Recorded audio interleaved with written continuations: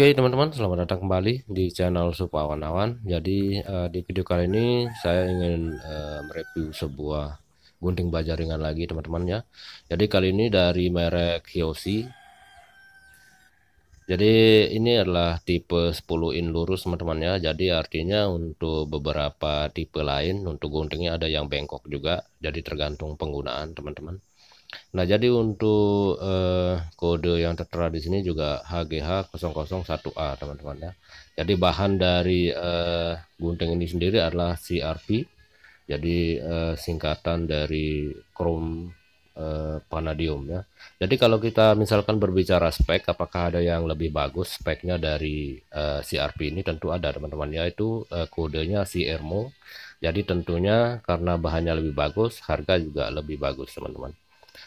Nah, tapi untuk menguji apakah dengan tipe seperti ini kuat, nanti kita akan coba pada beberapa bahan, jadi tidak pada baja ringan saja teman-teman ya. Jadi bisa dikatakan meskipun gunting ini ditujukan untuk tukang baja ringan, bukan berarti fungsi gunting ini juga tidak hanya pada baja ringan saja teman-teman. Makanya nanti kita akan coba juga pada bahan lainnya. Oke, kita langsung cek aja bagaimana cara penggunaannya juga teman-teman. Oke, jadi gunting ini sendiri saya beli di toko bangunan teman-teman ya. Saya beli offline. Di sini tertera 75.000 tapi boleh nawar. Jadi saya beli 70.000 ya di offline. Itu enaknya bisa nawar, mungkin harga bisa jadi di tempat teman-teman bisa lebih murah juga ya. Oke, jadi di desainnya ini cukup lumayan oke menurut saya, terutama di warna. Saya paling suka warna oranye teman-teman ya. Jadi risiko ketinggalan di lokasi kerja itu sedikit diminimalisir dengan warna yang agak cerah. Dan untuk gagangnya sendiri terbuat dari karet yang bisa dikatakan agak sedikit lunak ya. Jadi kalau misalkan pas kita pencet itu tidak sampai bikin tangan sakit, jadi agak sedikit lentur ya. Dan di bagian mata guntingnya ini agak bergerigi teman-teman.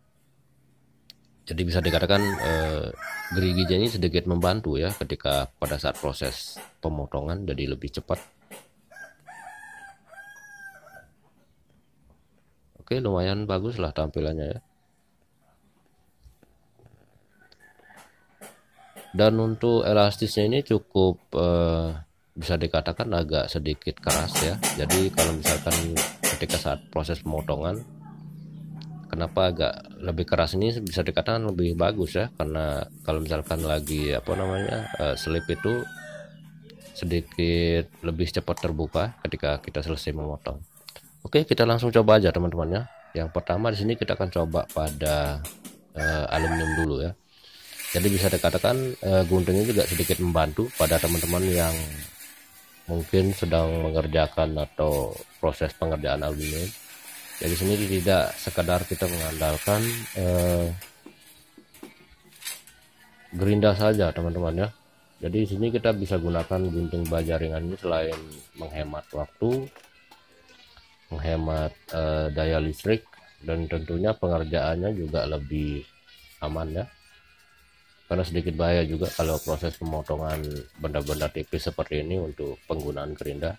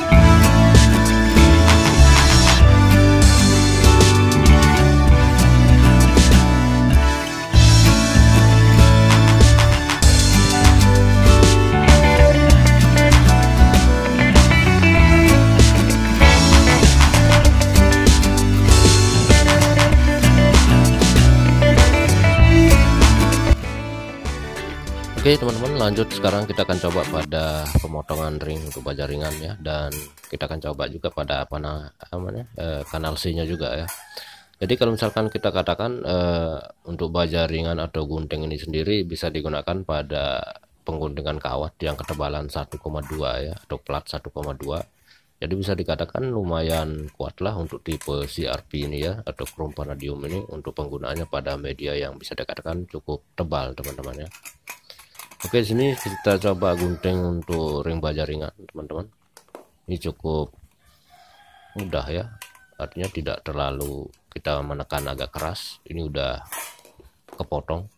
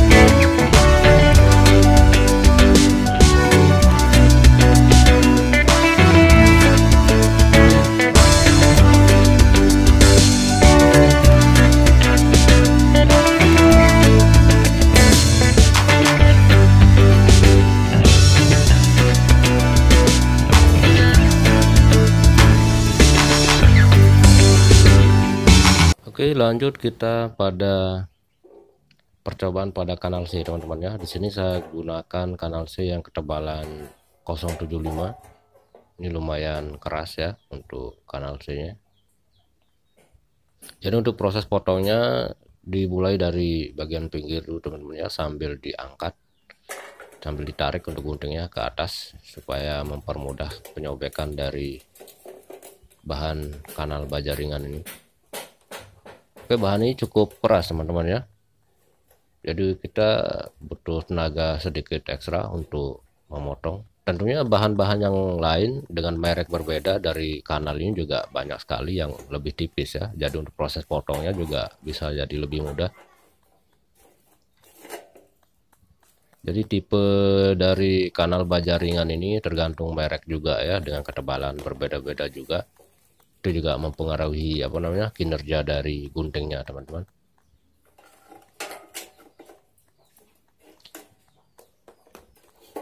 Oke, buat teman-teman yang mungkin punya kritik, saran, pertanyaan, atau mungkin ada request videonya supaya teman-teman bisa ikutan lagi di video selanjutnya, tinggal klik subscribe dan tanda loncengnya saja ya. Dan nanti juga kita akan membahas cara menggunakan gerinda ya pada proses pemotongan baja ringan, gimana cara penggunaan gerinda yang aman supaya sedikit meminimalisir kesalahan ya dalam penggunaannya. Karena beberapa kali percobaan ya di awal belajar dulu untuk pemotongan baja ringan ini sedikit berbahaya ketika kita menggunakan gerinda. Jadi posisi pemotongan juga sedikit lebih penting untuk dipelajari ya untuk proses pemotongan pada baja ringan. Oke teman-teman, tinggal klik subscribe dan tanda loncengnya saja ya buat ikutan di video selanjutnya. Terima kasih sudah menyimak video ini, semoga bermanfaat buat kita semua. Sampai jumpa di video selanjutnya.